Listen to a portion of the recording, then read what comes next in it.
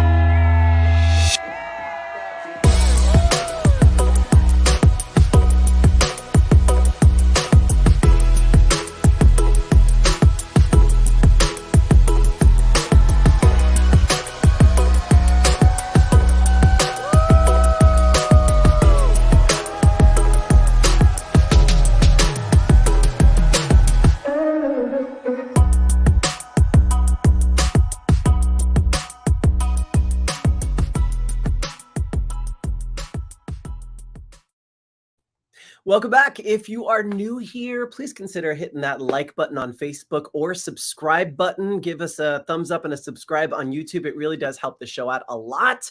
Listen, Vibe with Pride is all about bringing you, the viewer, into the conversation. So at any point during this live conversation, feel free to throw your comments or questions right in the comment section, and I'll get to those with Mikalah at the end of this interview. So listen, it's time to bring in the guest of honor. She is one of the youngest contestants to ever compete on American Idol. My little sis, Mikalah Gordon. Hi. Hi, honey. Oh my gosh, together at last. Thank God. Oh my gosh. We couldn't keep us apart either. Yes, you have so much going on. So let's dive right in. You are no stranger to Pride events. I mean, I think you attended your first in a really big way in Las Vegas when you were, I think, 9, but correct me, when you introduced Cyndi Lauper at Vegas Pride. How old were you, and how the heck does it happen that a little kid gets to open for Cyndi Lauper? Okay, so I was 6. Oh my, I knew it was a 9 or a 6. Yeah. And it's okay. And it's crazy. So I come from a long lineage of lesbians.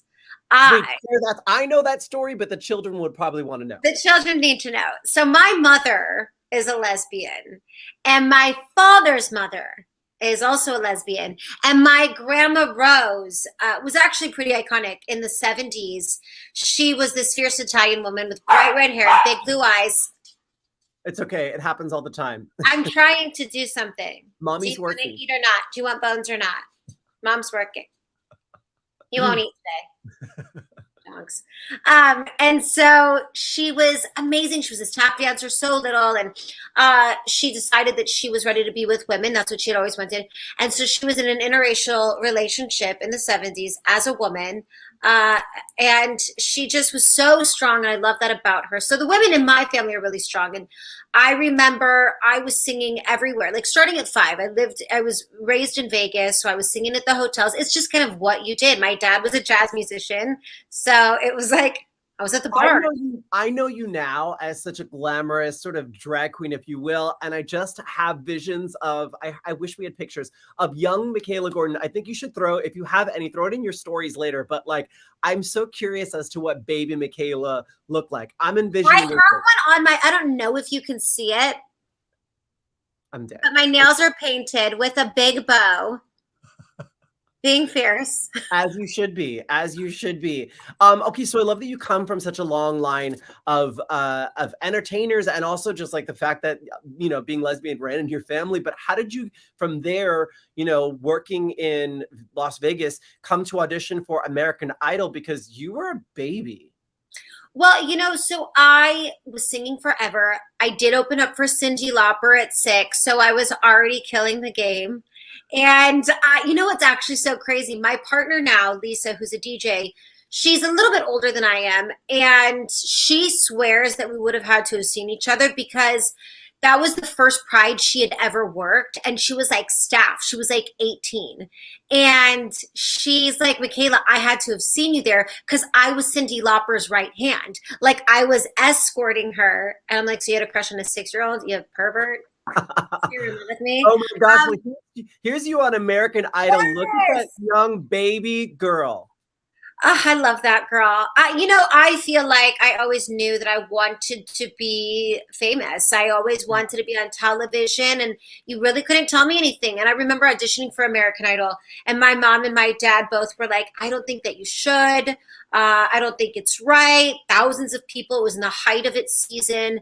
Yeah. And I really didn't. I had no doubt that I was going to do well. And yeah, I want to know about the experience, and I think you're about to go into it. So I mean, just what was it like at that time? Because you hit the nail on the head. This is not American Idol now. You were with like the OGs, where literally it was like probably before like iPhones were. We weren't like this as much. We were glued on you, and the entire country knew your name. Yeah, I didn't realize this until later on after much therapy. But I think that part of what got me through American Idol was sort of like survival. You know this, but I grew up in a pretty abusive household, and I always felt like getting out would be my way out.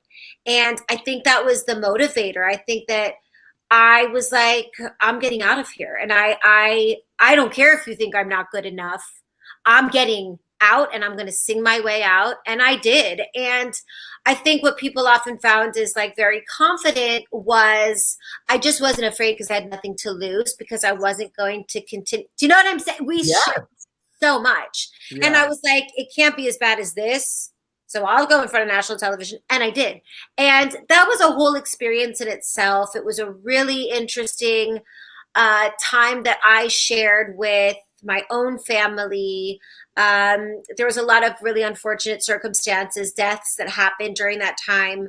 Right before I left, my mom's partner, her girlfriend, died of a drug overdose, and she was the one that was supposed to take me to the top 24 of Idol. So it was pretty, it was really a lot for someone at 16. I think now, and I'm like, oh, that baby, I wish I could just go tell her like, she's so good. And, but it got me through. Yeah, because, I mean, there was so much that you had to overcome. And I wonder at that time if you could speak to what the climate was, because I don't know, were you aware at 16 that you had a little eye for the ladies? And did that cross your mind during that time in history where really we hadn't had any LGBTQ plus folks that were out on Idol yet? Like, you were before Adam Lambert, right? Yeah, I was before Amy Winehouse. I was before, I mean, it was much, but for me, I wasn't trying to hook up with anybody. I wasn't sexually charged or motivated. I wanted to be famous. It didn't happen until much later. Yeah, it really didn't. I had one girlfriend named Jessica, that bitch, who I was like 14 and I loved her. Yeah. And she broke up with me and went back to her other girlfriend. Because all I want you to do is make out.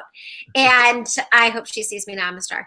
And so, but I had no LGBTQ agenda. I mean, my mom was a lesbian. I was very involved in the community, but I didn't have eyes for anybody. I didn't want to be distracted by sex, drugs, or alcohol. I came from addiction. I came from, recklessness and just infidelity. Like, that wasn't important. And so I think, honestly, the things that were so harmful ended up being truly the things that saved my life and kept me safe and guarded from a lot of things that I didn't want to go through.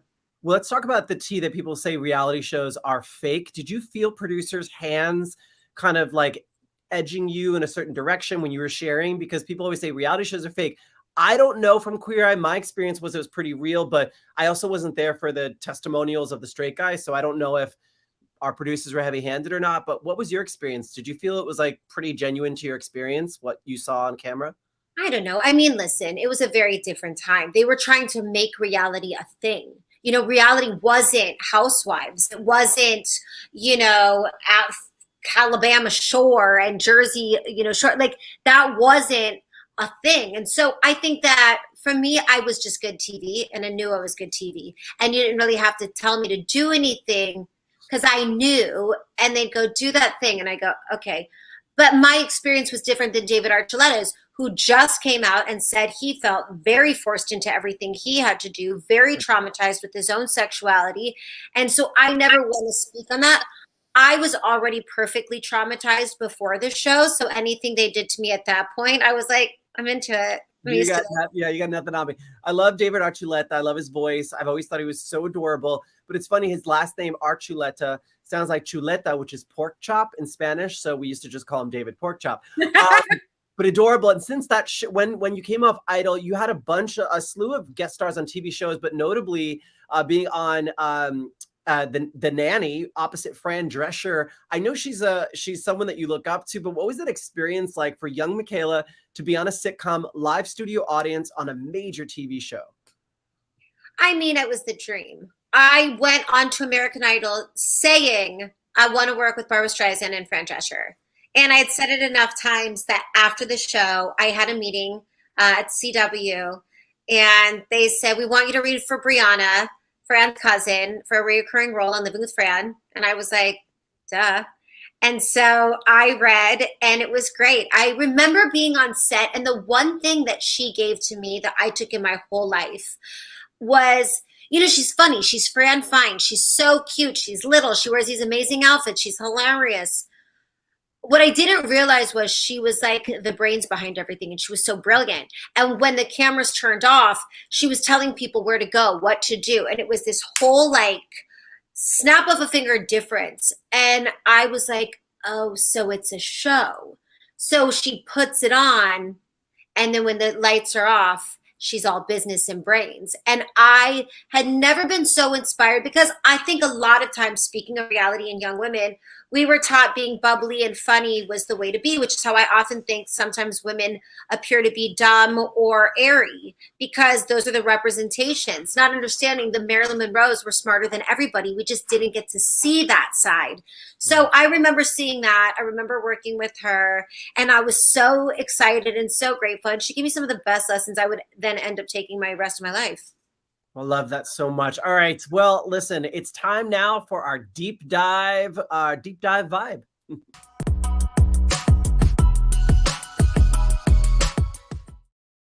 Okay, so when we did radio on Channel Q together, which we're going to get to your work on Channel Q, but we co-hosted together, and just before that, I saw you in a really funny parody musical called Trump Family Values, where you played Melania Trump. I don't think it was the biggest role in the actual show, but I don't remember what anyone else did. Everyone left the show talking about your portrayal of Melania. So what attracted you to playing her? And then also, like, when did you know, oh my gosh, I'm actually really, this role fits me? I didn't want to do the role, and I didn't say yes to the role. I had no desire to do it. And Danny Salas, who wrote it, called me and he said, hey, I would like for you to play Melania Trump in this new show. We're kind of trying to take it to New York, and I want you to do it. And I was like, no, thanks. Like, I don't do impersonations, and like, I don't want to do it. And he was like, yeah, but I think that you'd be really funny. And he worked with Joan Rivers. I met him through Todrick years prior. So I knew that he was legit. I just didn't want to. Yeah. And he goes, well, come on, you played Kim Kardashian in the Kardashians with Todrick Hall. Like, clearly you can do it. And I was like, well, clearly I can do it. And so I had just read this book, and this is actually how I got my job with you. I had just read this book that said, say yes to everything. Essentially, it doesn't, the whole book is much deeper than say yes to everything. But it said, you know, if you feel a little concern or nervousness, just say yes. So when you had asked me if I wanted to do the show with you, initially I had said no as well. Like, I didn't want to do it. And so I was like, fine, I'll do it. And so with Melania, I was like, oh, fine, I'll do it. And then I didn't know what to expect. And I was like, we didn't have anything to work with Melania. We don't know anything about her. So then I got to kind of make her up and portray her how I would portray her and how I would think is funny. And it just turned into this whole character. And I remember Sean Hayes after the show had come up to the first show up to me. And he goes, listen, I just want you to know, like, you're a star. You're really funny. And I was like, Jack McFarland from Will and Jack! Grace tells you you're funny, you're funny. Listen, when Sean Hayes came up to me and said, you're a star and you're really funny, it was that moment that I was like, oh, okay, I'm doing something. Like, okay, this is funny. And so it kind of, Melania got a whole life of her own, really. I had met the most famous Trump impersonator, John DiDomenico. He called me up and he was like, listen, look at him, stupid idiot. He said, I'm blowing up on TikTok and I want you to come. I want you to do TikTok with me. And I was like, absolutely not, John. I'm not doing TikTok. I'm 7,000 years old. And he was like, but I'm 7,000 years old and I'm doing it. And I was like, okay, whatever. And so he was. We have, I think, I don't know if Tyler, if we have that video or just a picture. If we do, we'll pull it up. But you have a video on there that has over 33 million views with you and John. Yeah, listen to me. It was at this time last year that I almost hit 1 million followers. And I had just gone viral like this week. It's like literally been a year. And I was in the Valley picking up a red something to cook with because it wasn't even a gift from me. So and I don't cook. So it was like a Rubbermaid. It was a thing where you make. Yeah, like a mixer. Yeah, a mixer. I had to pick it up in the Valley. And so I was sitting there eating with a friend of mine.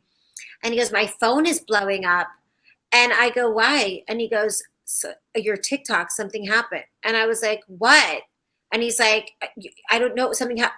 And I went on my TikTok and it was the first time I ever went viral. And it went viral. It literally. What did you start at and what did you jump to? I think I had about 20,000 followers and I literally went probably to 400,000 followers. And after that, it was over. It was the videos. And I think also why, oh, this is a YouTube series, right? Inside Melania? Inside Melania. Oh my gosh, look at you. For people who need a visual reference. I mean, your impersonations of her are so spot on. I'm sorry, I didn't want to cut you off, but yeah, you finished the story. So John asked you to do this. You go viral on TikTok. My question is, then I have severe anxiety about it. Like I posted maybe 9 videos. Some have done fairly well considering I only have like 4,000 followers, but or 6,000. I barely post because I'm scared of not doing something good enough. So do you have like anxiety of like creating the content that is worth it? Or are you kind of like, it's fine, like it's just TikTok? Like how do you mentally go into posting because you have so many followers now? Okay, so it's totally different. I hear everything you're saying, which is why I didn't want to do it. I was like, I don't want to do anything bad, so I'm not going to do it. And I didn't understand TikTok. So what happened was when I did it as Melania, I didn't care because I was like, they don't like Melania. I don't care, whatever. And then she went crazy and viral. And then they were loving it. And Melania was such a moment because of Trump and everything that was happening. And I also felt like I was contributing because people were scared and they were upset. So I didn't care if they didn't like me. And I did get a lot of hate. I mean, Trump supporters did not understand nor like anything I was doing. And then when they found out I was a lesbian, they wanted to behead me. I mean, it was like, the two were so different. I will say what's been an interesting thing is, and like, this is just my life. I don't know why this happens to me. When I decided to stop doing Melania so much, a lot of my fan base was very upset. And I was like, okay, but Melania's done. Like, we're not doing Melania anymore. We're not going to live in the past. She's gone. And I started posting LGBTQ content of me and Lisa, of whatever. And truly, the comments have been some of them have been so hateful. They like genuinely do want to behead me. They say it in different languages. And I'm like, what happened? Like, hello, just like, what's going on? And so it's been interesting. It's very vulnerable. And TikTok is also blown up. Last year, people didn't know what was going to happen. It was like taking a chance. Now on TikTok, it's like the biggest thing. Yeah. First of all, I love that. And follow-up question is, can you help me make a TikTok? Yes, of course. But I I feel will like you come up, kill it. I'll buy you dinner. I just need to know how to make like a simple one that I could just do all the time. I need to figure out my brand, so I'm coming to you for that.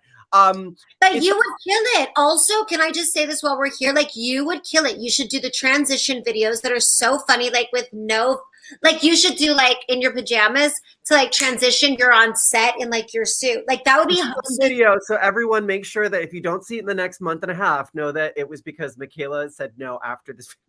No, I didn't. Okay. Let's get into the holidays because we're right around the corner. You're Jewish, but you celebrate Christmas. You're a little bit of everything. So what are you doing this for this holiday season? Oh God, I don't know. Hopefully Omicron doesn't rain on my parade again, honey. Yeah. And speaking of rain on your parade, I know that you have a very favorite Christmas song.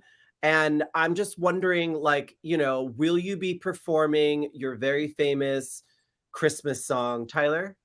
Slip a sable under the tree for me. I've been an awful good girl, Santa baby. So hurry down the chimney tonight. First of all, what they don't know is that it's like the only Christmas song I do. And it was so, because then every year you'd be like, are you doing Santa baby? It fits you like a glove, but there was one year where I swear you did it like 6 times in a matter of like 4 weeks.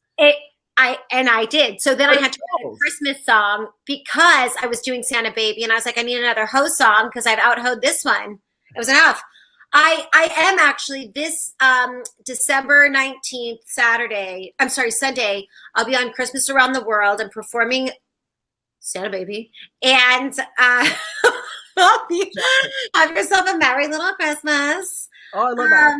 Yeah, and it'll be nice. It's a Christmas special on CW, which I do every year, which is where that footage was. We're doing another show this Saturday. It's a queer Christmas show, all lesbians, and I'm debuting some of my new music from the upcoming album, and also some Christmas music that I also love. So I'll be performing, and then for the holidays, we're going to play it by ear. We actually were going to do Lisa's family this year. They want to go to Disneyland. I've never been to Disneyland for Christmas. Oh my gosh. And so I'm so excited. And so hopefully everything stays open so I can like go. Yeah, it'll be super fun. Speaking of your partner, Lisa, you are in the process of starting a family. So congratulations, but it can be a journey for same-sex couples.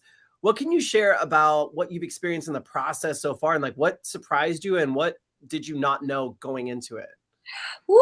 I mean, do you have an hour? Because I could literally tell you it's the longest process of my life. First of all, it's the most beautiful. I'm so grateful. I've always wanted to be a mom. I love Lisa. We know that we wanted to do that. But it was so much more emotional, one, than I ever thought. And two, we're working with HRC Fertility, which they've been incredible. But something that we had to do was that you don't think of, maybe other people don't think about it, or they do. I don't. I'm like not responsible. So now I'm being a mother, and that's like a whole journey for me. But we have to sperm shop. And listen. There's a joke in there, but I'm going to leave it alone because it's. And honestly, we told them all, and I hope that you'll come on and like play with us when the babies are born. Yeah. I can't tell you what feeling it is to go on a sperm bank. And it's online, and you go through thousands and thousands of men who want to donate their sperm. And you're like, I could literally choose any sperm from my child. Like, wow. How do you make the choice for this sperm? So we're going to have a party. We also like to make things fun because it's like too much if we don't. So one of our girlfriends is throwing us a Palm Sperms party in January. We're going to take the top 20 contestants. And we're going to go through their profiles and vote as a collab and figure out who's going to be the sperm donor, because that's what you have to do. Do you just get characteristics like height, weight, sex, location, gender identity, tribe, or is that a different app I'm thinking about? They're both similar. It's much like online dating. But it's a lot. It is actually, with all jokes aside, it was a lot. And then it was finding out, something that's not talked about a lot is that when I went to the gynecologist, I actually found out that I have PCOS, which is polycystic ovarian syndrome, which is something that really isn't talked about. And I wish I would have known. I have no idea what that is. Can you share what that is? I have no idea. Of course. So so you have different symptoms, and I've always had these symptoms, and I never knew that there was an answer for it. And you can go to a lot of different doctors, but doctors can't tell. You have to really go to a specialist. And so for me, what it looks like is, without getting like so graphic, it looked like I was able to have a lot of children. I had really healthy eggs and things looked really great. And so I was like, amazing. But when you have PCOS, you have an abnormally amount of eggs, but they're not all viable. So because of that, you can experience miscarriages. And as you know, with IVF, that's also a very common thing. And so we had to get very serious, Lisa and I, and say, like, what are we prepared for? Can we prepare ourselves for, you know, if that happens, if that doesn't? I mean, they were real conversations that I didn't anticipate. And I don't think anybody does. I will say that with PCOS, I was able to get on a proper medication to sort of just help out as best as it could. And now we're in the process of freezing the embryos, and we're very excited, and hopefully all will go well. But I really can't stress it enough. If you're trying to start a family, and if there are any women or if there are men that have sisters or best friends, really, I can't encourage women enough to go to their doctor, really check everything out, ask as many questions, because it's the number 1 cause for infertility. And I think a lot of no idea. Thank you for sharing that. Well, we have so much to talk about. We're getting some questions in right now. If you have to, if you want to ask Mikalah a question or you have a comment, please throw them in the comment section now as we transition into the final vibe. Just kidding. We're going to go right.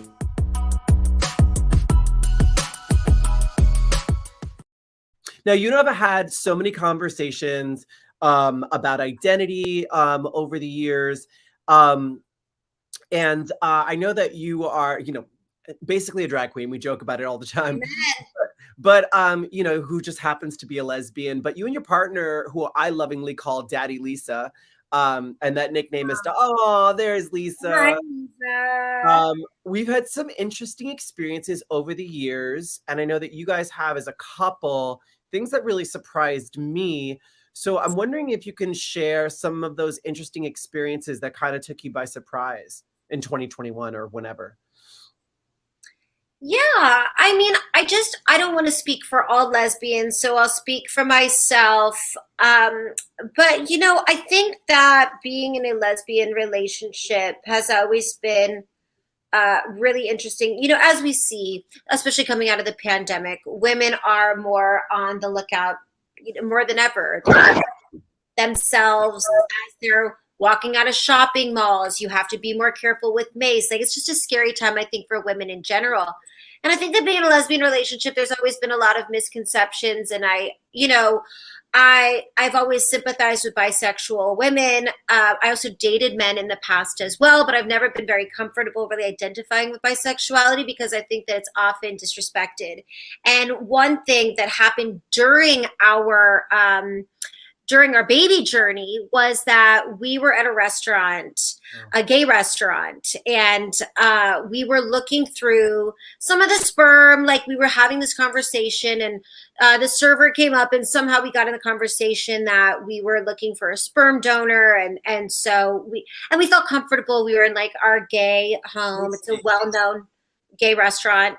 And he was obviously straight, and he came up to us and he said, well, I'm a sperm donor if you're looking for some sperm. And Lisa was like, what? And he's like, how do you guys plan on doing it? Like, are you gonna, and like proceeded to ask these like really inappropriate questions, asking like if we wanted to physically have sex with somebody, if we just wanted to do it in a different way. And I think when we were telling our friends that, you and our other friends, they were like, what? That wouldn't, how did that happen? And that's something that we deal with so much. I mean, it's just an often occurrence. I think that the way that men talk to gay men or other men, and not always gay men, because cis straight men can be vile to gay men as well, and I've seen it myself. But I think there's a sort of dominance they feel like they can have when there's two women sitting there. And would he have said that if Lisa was a man? And so just navigating being in a relationship and navigating having men come up asking if, you know, we're comfortable with threesomes and really like violating us as a couple is something I know a lot of lesbian women experience. You know, there's often been a phrase, there was a celebrity that came out a couple of years ago and was dating a woman and then said, oh, I decided I just needed some good D, and was like straight again, you know? And it's like, it's those things that are being said that I think take away from the authenticity of lesbian relationships. And there's this new show that I'm obsessed with called Tampa Bays, and it's a reality show of these lesbian women. There's about 7 of them. And if you think about it, there's really no lesbian representation. What show before the L word and the real L word and now L word Generation Q is a predominantly lesbian cast? None. And so we interviewed one of the girls and she said, you know, our show got a lot of hate because we, a lot of us were femme lesbians, and, you know, our audience felt like that was like baiting men, like just trying to be hot for guys. And, I found such a problem with that because I'm very feminine. I've always been very feminine. When I'm kissing Lisa, I'm having an experience with Lisa that's for nobody but me and Lisa. However, when I did this lesbian cruise, it was predominantly older, masculine lesbians, and they basically booed me off stage because I, as a lesbian and a woman, went against everything they worked so hard to not have to do, which was so there's like inner fighting between femme and perhaps butch or gender nonconforming lesbians. That's so fascinating to me. I never would have thought about that, but it makes a lot of sense. I mean, we have a lot of infighting. You know, I can speak from the gay male perspective. There's a lot of infighting and a lot of, I want to say conversations, but it's really not even conversation. A lot of judgment about how people present in the gay male community, whether it's femme or masculine or whatever. And so it becomes really frustrating. I want to shift gears because I know that we have just a little bit of time with you left. Let's talk about the Morning Beat on the new Channel Q. It's the first nationally syndicated LGBTQ plus station that's coast to coast on FM. Here's you and your co-host, AJ Gibson. So tell people about the show and the station and what all is going on. I've been away for 2 years, so I don't know all that's going on, but just tell us about Channel Q. Well, listen, you were one of the founding members of Channel Q, and you so lovingly brought me on. I wouldn't have had the job if it wasn't for you. And I remember I was in the studio actually recording what will now be on the new album when you text me and were like, hey, do you want to maybe do this with me? And I was like, yeah, okay. And that's where that baby was created. But Channel Q is really giving everyone a voice. And I think that, you know, it's really unfortunate. We're on our 150th trans woman being murdered this year alone. And if you listen to mainstream media, you wouldn't know that, and you wouldn't know her name, and you wouldn't know what city she came from, and you wouldn't know that she actually wasn't a sex worker. She was only 33 years old, and she was coming home from a late night at work and was trying to go into her home and was shot and murdered to death. And that is the story of so many of our trans sisters. And, you know, we're in a very crucial time right now when it comes to trans awareness with all of the, you know, with Senate and bills and you know, just so many of these representatives specifically on the Republican side that really want to come after our trans community. And I think that it's important that you're at least educated. And that's what Channel Q does. We take stories that are not told on mainstream media and we share them, because even if the outside world doesn't hear them, it's important for our community to hear them and know that we're acknowledging it. We see ourselves. You know, big conversation when it came to the pandemic is many people that are HIV positive or that lived through the AIDS pandemic felt pretty gypped when COVID-19 came around because everyone was so quick to try to find vaccines. Meanwhile, in the 80s, they were left to their own devices, screaming, crying to get in the hospitals, lost so many of their friends, lost so many of their partners. And that was very triggering. So we brought in different doctors and different therapists to sort of navigate how to talk about that and make them feel validated in that experience. Also, if you're HIV positive, what did it look like to test positive for COVID? Was it a life-threatening thing for real? And so I'm so proud to have done that show with you. I'm proud to continue spreading the word. And there's also a lot of fun. We have great kikis. We always get to have great guests, Michelle Visage and all the drag queens. But for me, it's really about just getting the word out about what's happening in the community. How do you navigate? The hours are insane. How do you navigate? I mean, you are up before dawn and you're done at like, 10 or 11 in the morning. How do you navigate staying creative? Because you've done so much. While I had to tap out. I was like, I can't do both. But you're like Superwoman and able to do both. What keeps you, like, how do you do it with the hours? And then also now we're going to get into your music. So how do you do both? How have you found making time? How does that work for you? I mean, Lisa, literally, if I didn't have a partner, I wouldn't be able to do it. I feel, and that's not like because I love her. That's really the most genuine thing I can say. I have great work ethic. I have a lot of drive, but I would also be very frustrated if I didn't have somebody that helped me in every way. I mean, especially when we were doing Melania, we were very much in the pandemic, and I would finish the morning show and then Lisa would go, let's get in the car. And we would drive to Vegas every weekend to my Trump, and we would spend the whole weekend filming TikToks. And then Sunday night, she would tuck us all in the car and drive us back to LA. And we did that for several months. And I would have never been able to do that. And she's really good. Also, I feel like it helps having a partnership. I don't ever want to go out. I don't drink during the week. I'm not drinking right now. I feel like it helps me so much. My voice gets tired, so I can't. So I live a very boring life, and I just try to make the best use of my time. Yeah, and speaking of Lisa, I saw her at a wedding recently for your engineer Justin at Channel Q, and we were outside talking, and she was sharing about your album, but she wasn't sharing and saying it was amazing because she is your partner. She was saying it was amazing from a music. She was like, no, really, it's really good. You've brought us a clip, an exclusive clip that we're going to hear for the first time. Then we'll talk about the album, the EP, and the single. But this is a song called The Roll. So let's have a listen, and then we can talk about it and the album. Relax and take a hit. I'll be your proud little princess. This is all. We can go as far as we want.